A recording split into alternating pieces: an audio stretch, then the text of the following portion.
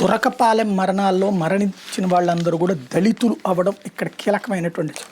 కేవలం 250 కుటుంబాలు 35 మరణాలు సంభవించినాయి. తురకపాలెం ఎస్సీ కాలనీలో ఈ దారుణం జరిగింది. ఒక చిన్న కాలనీ 250 కుటుంబాలు, అక్కడ 8 నెలల్లో చనిపోయింది 32 మంది.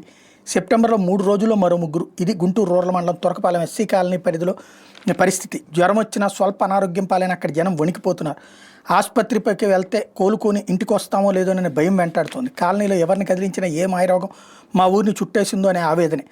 మరణాల సంఖ్య పెరగడానికి వైద్యారోగ్య పంచాయతీరాజ్ శాఖ నిర్లక్ష్యం కారణాలే. పత్రికలో కథనాలు వచ్చే వాళ్ళకి అక్కడ మరణాలను వాళ్ళు సీరియస్గా తీసుకోలేదు. ఇప్పుడు ఇంటింటికి వెళ్ళి ఆరోగ్య వివరాలు సేకరిస్తున్నారు. కాలువల్లో పుడికి తీసి బ్లీచింగ్ జల్లుతున్నారు. మంగళవారం నుంచే ప్రత్యేక బృందాలు రంగంలోకి దిగి వైద్య పరీక్షలు చేస్తున్నాయి. గ్రామంలో జ్వరాల తీవ్రత కొనసాగుతోంది. జ్వరం బారిన పడిన 53 మంది రక్త నమూనాలు సేకరించారు. గుంటూరు వైద్య కళాశాల నుంచి 5 విభాగాల వైద్యులు, వైద్యారోగ్య శాఖ నుంచి 70 మంది సిబ్బంది, మలేరియా విభాగంలో 21 మంది ఆ గ్రామంలో సేవలు అందిస్తున్నారు. బుధవారం 42 మంది, గురువారం 82 మంది నుంచి రక్త నమూనాలు సేకరించారు. వీటి మీద ఉన్నత స్థాయి వైద్య బృందం అధ్యయనం చేస్తుంది. 29 రక్త నమూనాలు గుంటూరు ప్రభుత్వ వైద్య కళాశాల మైక్రోబయాలజీ ల్యాబ్లో పరీక్షిస్తున్నారు. 9 నమూనాల బ్లడ్ కల్చర్ పరీక్షలో 1 పాజిటివ్గా తెలియదు. గ్రామ్ పాజిటివ్ కాక్సీ బ్యాక్టీరియా గుర్తించారు. జనవరి మార్చిలో 5 చనిపోయారట.